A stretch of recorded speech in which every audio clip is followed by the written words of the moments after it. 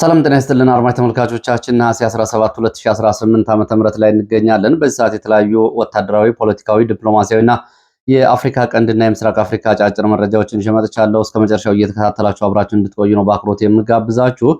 በዚህ ሰዓት ከያዝኳቸው መረጃዎች መካከል መነሻቸውን ከኢትዮጵያ አድርገዋል የተባሉ ድሮኖች ወደ ሱዳን ድብደባ ለመፈጸም ዛሬ መንቀሳቀሳቸውና ከነዚህ ውስጥ ደግሞ አንድ ስትራቴጂካዊ ደግሞ ስልታዊ ድሮን ተመቶ መውደቁን የሱዳን ብሔራዊ ጦር ወይም ደግሞ አልቡርሃን የሚመራው የሱዳን ብሔራዊ ኃይል አስታውቋል። ከዚህ ጋር በተያያዘ እንግዲህ ከኢትዮጵያ ድንበር የገባ ድሮን እንደሆነ ነው የታወቀው። ድሮኑ በሱዳን የጥቁር አባይ ግዛት ወይም ደግሞ ብሉ ናይል ስቴት እየተባለ በሚጠራው ግዛት ተመቶ እንደወደቀ መረጃዎች ይገልጻሉ። ይህንን ጨምሮ በሱዳን ውስጥ ካሉትና ከኢትዮጵያ ጋር ተዛማጅ ከሆኑ ወታደራዊ መረጃዎች በዚህ ሰዓት ወደ እናንተ የማደርሳችሁ ይኖራሉ። ሌሎች መረጃዎችን በቅደም ተከተል እየተከታተላችሁ አብራችሁ እንድትቆዩ ነው በአክብሮት የምጋብዛችሁ።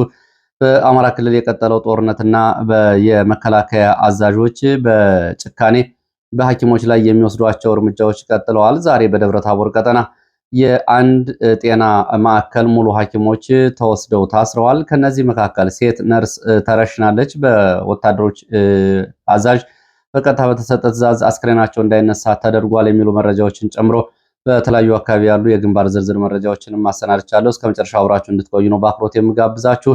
ሐሳብ አስተያየት ቢኖራችሁ ጥቆማ ዜና@gmail.com ላይ ታደርሱ ትችላላችሁ። መሰረታዊ የሚባሉ ሐሳቦችንም ልካችሁልኛል በኢሜል አድራሻ። ለምሳሌ ከጥምረት አንጻር ካለው አጠቃላይ ሁኔታ አንጻር እንደዚሁ የትግራይ የአማራ ኃይል እንዲሁም ደግሞ ሌሎች የፖለቲካ ኃይሎች አሁን ያለውን የኦህዴድ የፖለቲካ ኃይል ለመጣል ትክክለኛና እውነተኛ ትብብር እና ቅንጅት አንድነት ግንባር መፍጠር አለባቸው በሚል ይህንን ካደረጉ አገርም ያተርፋሉ፣ እነሱም ይተርፋሉ። ከዛ ውጭ ግን ያለ ስትራቴጂ የሚደረጉ ጥምረቶች ደግሞ ሊያመጧቸው የሚችሉትን ኪሳራዎች ለዚሁ የዘረዘረ ጽሁፍ ልካችሁልኛል። አመሰግናለሁ። ወደፊት እንግዲህ እንደየሁኔታው በፕሮግራሞቻችን በመረጃዎቻችን ላይ የተላከውን ሐሳብ አስፈላጊነቱን እያየው አቀርባለሁ። ረዘም ያለ ጽሁፍ ነው።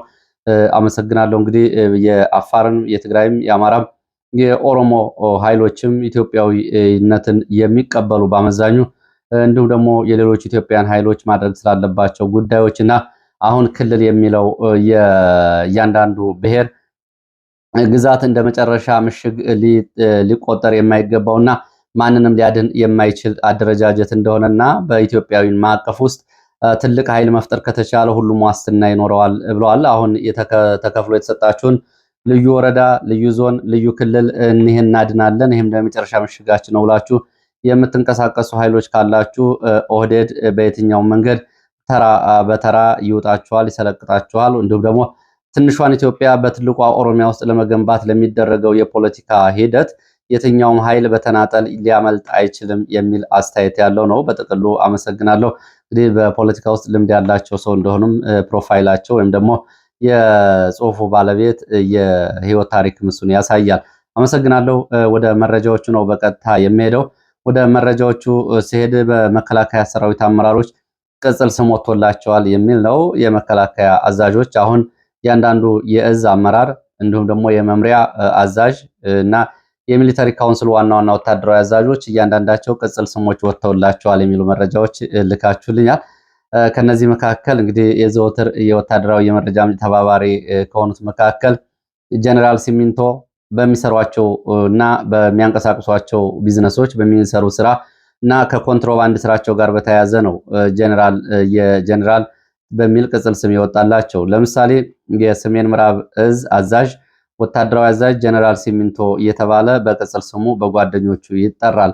ይሄ የሆነው ከኢትዮጵያ የሲሚንቶ ፋብሪካዎች ውክልና በመውሰድ በሱና በቤተሰቡ ስም የሲሚንቶ ንግድና የሲሚንቶ ማከፋፈል ላይ ስለተሰማራ ጀነራል ሲሚንቶ የሚል ቅጽል ስም ተሰጥቶታል ብለዋል። ጀነራል ወርቅ የሚባሉም አሉ። እንደዚህ በወርቅ ንግድ ላይ የተሰማሩ ወታደራዊ አዛዦች ጀነራል ወርቅ እየተባሉ ነው የሚጠሩት። ከኢትዮጵያ ውስጥ እስከ ሱዳን፣ ከሱዳን እስከ ዱባይ በተዘረጉ የወርቅ ኮንትሮባንዶች ውስጥ የሚሳተፉ አዛዦች ቅጽል ስማቸው ጀነራል ወርቅ እየተባለ ይጠራል የሚል ነው። እንደዚሁ ጀነራል ጥይት የሚባሉም አሉ። እንግዲህ እነዚህ የሚተኩሱበት ጥይት አይደለም፣ በኮንትሮባንድ ጥይት የሚሸጡ ጀነራል ጥይት የሚል ቅጽል ስም ይወጣላቸው አሉ።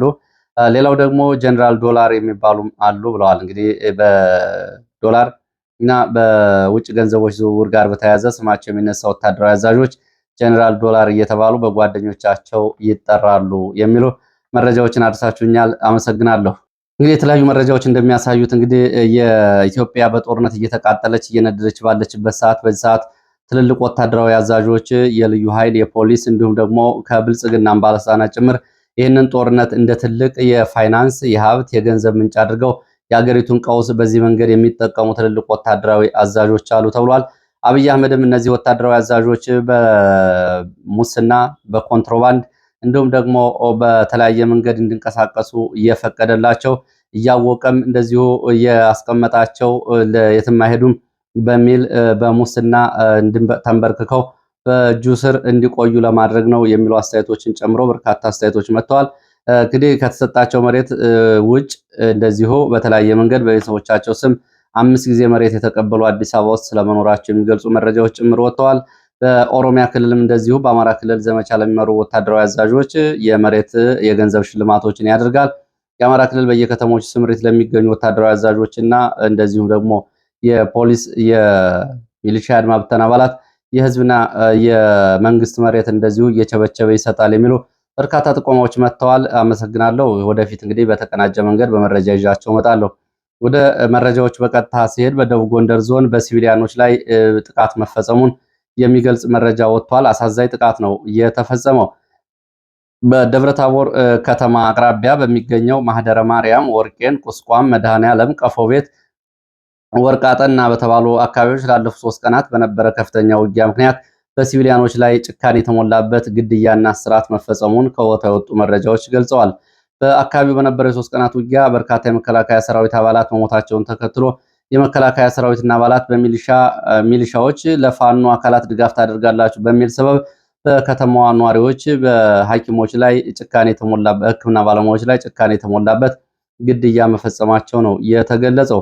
ከነዚህ መካከል ፋኖን አክመሻል በሚል ዛሬ የተገደለች አንዲት ነርስ በመከላከያ አዛዦች በቀጥታ የተገደለችው ነርስ አስከሬኗ እንዳይነሳ ተከልክሎ ውሏል። ዛሬ ማንም ሰው ከቤቱ አልወጣም። ማህደረ ማርያም ተብላ የምትጠራ ከተማ ነች። ከደብረ ታቦር ከተማ በቅርብ ርቀት የምትገኝ አስከሬኖች እንዳይነሱ ተከልክለው ሁሉም ደግሞ የማህደረ ማርያም የሕክምና ማዕከል የጤና ባለሙያዎች ተይዘው ወደ ወታደራዊ ካምፕ ተወስደው እስካሁን ድረስ አልተለቀቁም። አንዷ እንግዲህ ፋኖን አክመሻል በሚል በቀጥታ ተረሽናለች። በጣም አሳዛኝ ነው። እንግዲህ ይህንን በተመለከተ በፌስቡክ ገጹ በኢትዮ ፎከስ ፌስቡክ ገጽ ፎቶግራፍና ማስረጃዎችን የጨመረ ዝርዝር ዘገባ ይኖራል። እዛ ላይ እንድትከታተሉት። የፋኖ ጫማ ጠርጋችኋል በሚል ሊስትሮዎች ወይም የጫማ አሳማሪዎች ተረሽነዋል። ወፍጮ ቤት ላይ እህል ለፋኖ ፈጭታችኋል በሚል የወፍጮ ቤት ባለቤት ተረሽነዋል። ውሃ ለፋኖ ሰጥታችኋል፣ ምግብ አቅርባችኋል በሚል የምግብ ቤት ባለቤቶች ተረሽነዋል። ስንጠይቅህ ስለ ፋኖ መረጃ አልተናገርክም በሚል አንድ ታዳጊ ወጣት ዛሬ ተረሽኗል። እንግዲህ ከተረሸኑት 11 ሰዎች መካከል ጋሻው ፍስሐ ባለሱቅ፣ ብሬ ያንሙት የክሰል ነጋዴ፣ ጥበቡ ንጉሴ ፀጉር ቤት ያለው ወጣት፣ ተጨማሪ 7 ሰዎች በስም ዝርዝር ያልተለዩ ተረሽነዋል።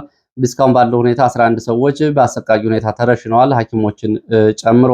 በአካባቢ ባለው ጥብቅ ክልከላ ምክንያት ማንም ሰው ዛሬ ከቤት እየወጣ አይደለም። ከወጣ ይረሸናል የሚል ስጋት የተገደሉ ሰዎች ነርሷን ጨምሮ አስከሬናቸው እስከ ዛሬ 9 ሰዓት ድረስ አልተነሳም። ቀብር ስነስርዓታቸውም በአግባቡ አልተፈጸመም። ብዙዎች ሐኪሞችም ተወስደው የት እንዳሉ አልታወቀም ተብሏል። በዚህ ቀጠና እንግዲህ ውጊያ እያደረገ ያለው ፋኖ የጉና ክፍለ ጦርና የውባንታ ባት ተወርዋሪ ክፍለ ጦር ወርቄን፣ ቀፎ ቤት፣ መድኃኔዓለም፣ ቁስቋም ተብሎ በሚጠሩ አካባቢዎች በተደረገ ውጊያ ከ20 በላይ ወታደሮች ሲሞቱ ከ11 በላይ መቁሰላቸው ተገልጿል። እንግዲህ ይህን ተከትሎ ነው መከላከያ በሐኪሞች ላይና በሲቪሊያን ላይ ጭካኔ የተሞላበት የበቀል እርምጃ እየፈጸመው። ወደ ወለጋም እንደዚሁ ያሉ መረጃዎችን አስከትላለሁ። በአንገርጉትን የወለጋ አካባቢዎች አስቸኳይ የሆነ የጥንቃቄ መልእክቶች እንድታደርስልን በሚል ከአካባቢ የወጡ መረጃዎች ደርሰዋል። በርካታ የገዳ ኮማንዶ አባላት አንገርጉትን ከተማ ተነስተው ወደ መንደር 2 ተብሎ ወደሚጠራው አካባቢ እንቅስቃሴ ማድረጋቸው ታውቋል። ይህም እንግዲህ ሰሞኑን መንደሮችን ካወደሙበት፣ ንጹሐንን ከጨፈጨቡበት ሁኔታ ጋር በተያያዘ የአካባቢ ነዋሪዎች ጥንቃቄ እንዲያደርጉ ጥሪዎች ቀርበዋል። በደራ ሸዋ መዳሌና አባዶ ተብሎ ከሚጠሩ አካባቢዎች የበርካታ የሸኔ ታጣቂዎች ጎደ ጨፌ ተብሎ ወደሚጠራ አካባቢ መንቀሳቀሳቸውን ተከትሎ 8 ሰዎች ላይ ጉዳት አድርሰዋል። በርካታ የቁም ሰዓትንም ዘርፈዋል። በዚሁ ደራ ጉንዶ መስቀልም እንደዚሁ በእስር ላይ የነበረ ጀርመን የተባለ ግለሰብ በቆፍቱ ተብሎ ወደሚጠራ አካባቢ በሌሊት ከተወሰደ በኋላ በጸጥታ ኃይሎች ተረሽኗል ተብሏል።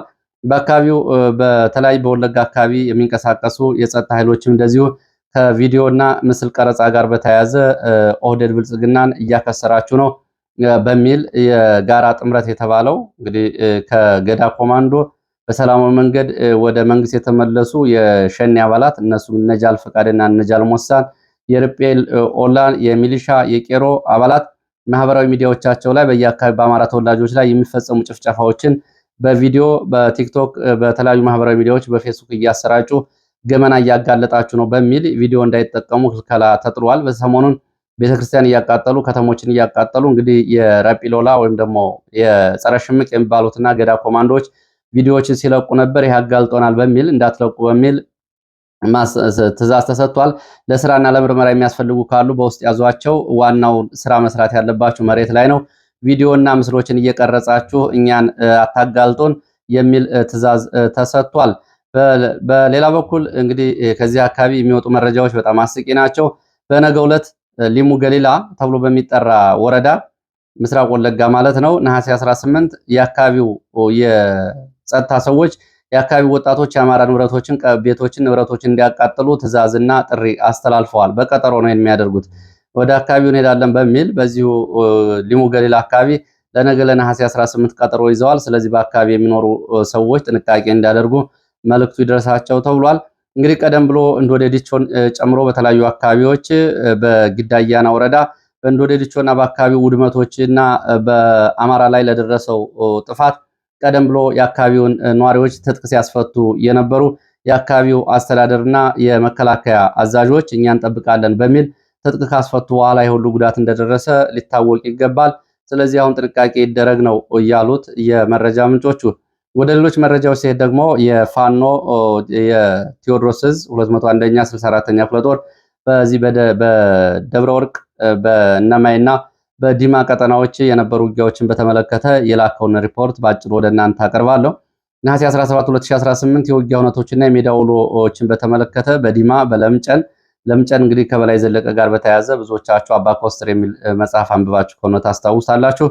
በለምጨን እና በዲማ አካባቢ እሱም ሲምል የዲማው ጊዮርጊስ ነው የሚለው በዚህ አካባቢ በነበሩ ዘመቻዎች በመከላከያ ኮሎኔል ጸጋይ የሚመራው ከጮቄ ተራራ እስከ አባይ ሸለቆ ባለው መስመር ተንቀሳቅሶ የነበረውን ኃይል ከነሐሴ 9 ጀምሮ ላለፉት ሳምንታት ላለፉት 7 ቀናት በለምጨን መስመር በጎተራ፣ ወይራ፣ ጠልማ፣ ደንሳ፣ እንቆራ፣ ቦረቦር በሚባሉ አካባቢዎች እስከ አብራጃት ድረስ አድማሱን አስፍቶ ፋኖን ከበባ ውስጥ ለማስገባት ቢንቀሳቀስም ነሐሴ 10 በነበረ ውጊያ በዲማ ደብረ ጽሞና ንስር ኮማንዶ በፋኖ ማለት ነው በለምጨን አካባቢ እንደዚሁ በተደረጉ የቅንጅት ዘመቻዎች አካባቢው ላይ ስምሪት ወስዶ የነበረው መከላከያ መመከት መቻሉን ገልጿል። በእነማይ ወረዳ ዲማ፣ ቅዱስ ገብርኤል፣ ለምጨን፣ ደንሳ፣ እንቆራ እና የገናሽ ቦረቦር ተብሎ በሚጠሩት አካባቢ በነበሩ ውጊያዎች ላይ ከ18 በላይ ክላሽ እንኮፎች ስለመማረካቸው ከ105 በላይ የመንግስት የጸጥታ ኃይል ሙትና ቁስለኛ ስለመሆኑ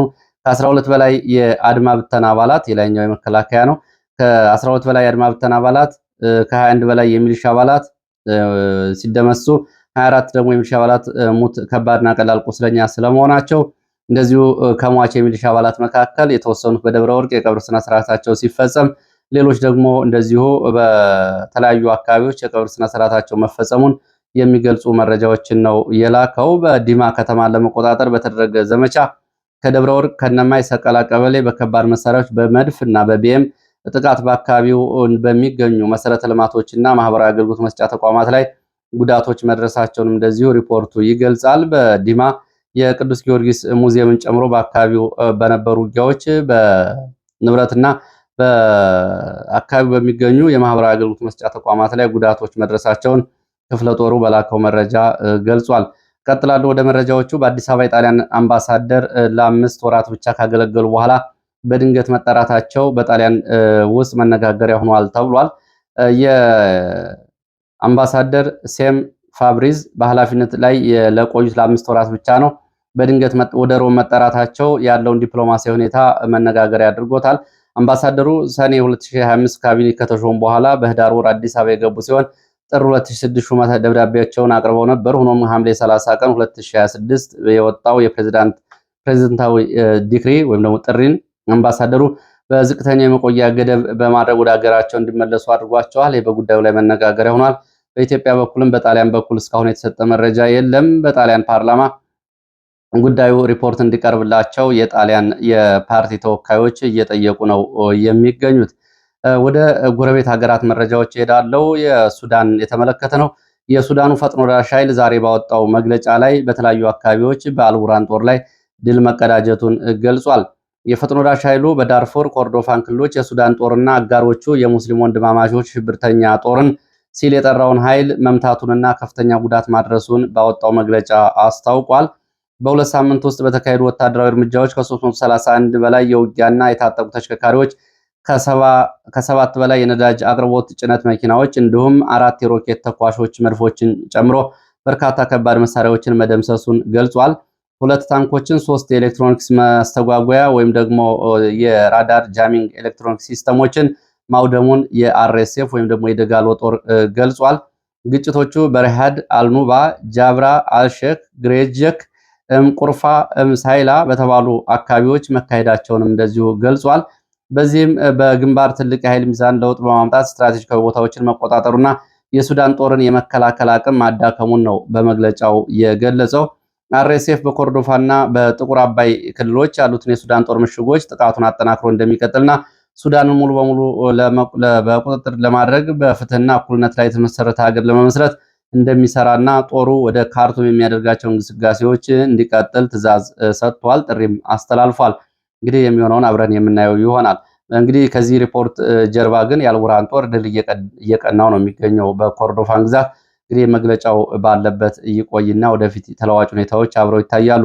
አልቡርሃን በነፃ አካል የቀረበች የደህንነትና የህግና የፖለቲካ ዋስትና በመቀበል ከአሊያንስ ውጭ አሉ ሁሉንም አቀፍ ውይይቶች በሱዳን ግዛት ውስጥ እንዲካሄዱ መወሰናቸውን ገልጸዋል። ጀነራል አልቡርሃን ዋስትና እንሰጣለን እያሉ ነው ስለ ውይይት ባነሱበት። አዲስ አበባ እየተደረገ ያለውን በሱዳን ጉዳይ እየተደረገ ያለውን ስብሰባ ተመለከተ የሱዳን ጸረ ጦርነት ጥምረት ወይም ደግሞ ሙሱድ ተብሎ የሚጠራው አካላት የእስልምና ህዝባዊ ኮንግረስ፣ የኡማ ፓርቲ አንጃ፣ የሲቪል ማህበራት ለሀገር ውስጥ ውይይት በቀረበው ጥሪ የጋራ አቋም ለመያዝ በአዲስ አበባ የ2 ቀናት ውይይት እያደረጉ መሆናቸውን የወጡ መረጃዎች ገልጸዋል። አብደል ሐምዶክ የሚመራው ሱሙድ የተባለው ጥምረት በአብደል ዋሂድ አልኑር ንቅናቄ ጦርነቱ በሀገሪቱ ባለበት ሁኔታ በሀገር ውስጥ ውይይት ማድረግ ውጤት እንደማያመጣ ገልጸው አስቀድሞም በዓለም አቀፍ ደረጃ የተደገፈ የተኩስ አቁም ማድረግ ያስፈልጋል ሲሉ ጉዳዩን ተመልክተውታል። የሱዳን ሉዓላዊ ምክር ቤት ምክትል ሊቀመንበር ከኢትዮጵያ ጋር ያለው ግንኙነት መበላሸቱን አሜሪካ የምታቀርበው የሰላም ሀሳብ ሱዳንን ሊከፋፍል እንደሚችል ስጋታቸውን ለአልጀዚራ ተናግረዋል። ወታደራዊ እርምጃውን አጠናክረው እንደሚቀጥሉ ነው የገለጹት። ማንኛውም ድርድር ከመጀመሩ በፊት ሚሊሻዎች ከከተሞችና ከመኖሪያ መንደሮች ለቀው መውጣት አለባቸው ያሉት የማሊክ አጋር ወይም ደግሞ የጀነራል አልቡርሃን ምክትል ከኢትዮጵያ ጋር ያለን ግንኙነት እየተቋረጠ ነው ብለዋል። በሌላ መረጃ የሱዳን ጦር ከኢትዮጵያ ድንበር አቋርጦ ወደ ኩርሙክ ዳንድሮ ተብሎ ወደሚጠራ አካባቢ የገባ ስትራቴጂካዊ ድሮን መጥቶ መጣሉን ዛሬ ከሰዓት በኋላ ባወጣው መግለጫ አሳውቋል። የአሶሳ አየር መንገድ የሩጫ መስመር እድሳትን በተመለከተ የአየር ማረፊያው ማለት ነው አየር ትራፊክ መጨመሩን ተከትሎ የተባበሩት አረብ ኤሚሬቶች መንግስት ጋር ቁርኝት ያላቸው አይኤል 76 ሲዲ የጭነት አውሮፕላኖች ተደጋጋሚ ወደ አሶሳ ህዳሴ አየር ማረፊያ በረራ እያደረጉ ነው። አየር ማረፊያው ማስፋፊያ ተደርጎለታል፣ ወታደራዊ ሎጂስቲክ ማራገፊያ ስለሆነ የሚሉ መረጃዎች ወጥተዋል። ከኢትዮጵያ በኩል ወደ ሱዳን ዛሬ ተመቶ ተከሰከሰ የተባለው ድሮን መነሻውን ከባህር ዳር ወይም ደግሞ ከአሶሳ ያደረገ እንደሆነ ቢገለጽም እስካሁን ድረስ ግን ትክክለኛ መነሻውን ቦታ ለማረጋገጥ እንዳልተቻለ ነው የሱዳን ወታደራዊ አዛዥ እናመሰግናለን እግዚአብሔር ድል እንድንቀዳጅ አድርጎናል በሚል መግለጫ ባወጣው ማብራሪያ ላይ የገለጸው ነገር የለም። ስለ ትክክለኛነቱ ከኢትዮጵያ ድንበር አቋርጦ የገባ የሚል ነው። የቻድ ጦር ደግሞ የሱዳን ጦር አውሮፕላኖችና ድሮኖች በምስራቅ ኤነዲ ተብሎ በሚጠራ የቻድ ክልል 100 ኪሎ ሜትር ዘልቀው ጥቃት መፈጸማቸውና በተሽከርካሪዎች ላይ ውድመት ማድረሳቸውን ቻድን ወደ ጦርነቱ ጎትቶ ሊያስገባት ይችላል በሚል መግለጫ ሰጥተዋል። በሌላ በኩል በሁለት ሳምንታት ውስጥ በረሃድ፣ አልኑባ፣ ጀብር አልሼክ እና ሌሎች አካባቢዎች በተደረጉ ውጊያዎች ከ330 በላይ የአልቡርሃንን ተሽከርካሪዎች አውድሜ ያለው የሚለውን የደጋሎን መግለጫ በተመለከተ የሱዳን ጦር ጉዳዩ ሐሰት ነው እያለ ነው የሚገኘው። ከሚያዝያ 2023 ጀምሮ በሱዳን ጦር እና በአርኤስኤፍ መካከል በቀጠለው ከባድ ጦርነት በ10 ሺዎች የሚቆጠሩ ሰዎች መፈናቀላቸውን 13 ሚሊዮን ገደማ ሰዎች ደግሞ ከ10 ሺዎች በላይ ሰዎች መሞታቸው 13 ሚሊዮን ሰዎች መፈናቀላቸውን የተባበሩት መንግስታት ድርጅት አስታውቋል። የተባበሩት መንግስታት ድርጅት የጸጥታው ምክር ቤት በሱዳን ጉዳይ ዛሬ ስብሰባ ያደርጋል። በሌላ በኩል የባራክ ከተማ ተብሎ በሚጠራ የሱዳን አካባቢም እንደዚሁ በ5 ሰዎች ውሃ ያቀርብ የነበረ የውሃ ማዕከል ዛሬ በከባድ መሳሪያ ተመቶ የከተማ ነዋሪዎች ከውሃ ውጭ መሆናቸውን የሚያሳዩ መረጃዎች ወጥተዋል። ለሰዓት የነበሩ መረጃዎች እነዚህ ናቸው። ስለተከታተላችሁ በእጅጉ አመሰግናለሁ። በሌላ ተመሳሳይ መርሃ ግብር እስከምንገናኝ መልካም ጊዜ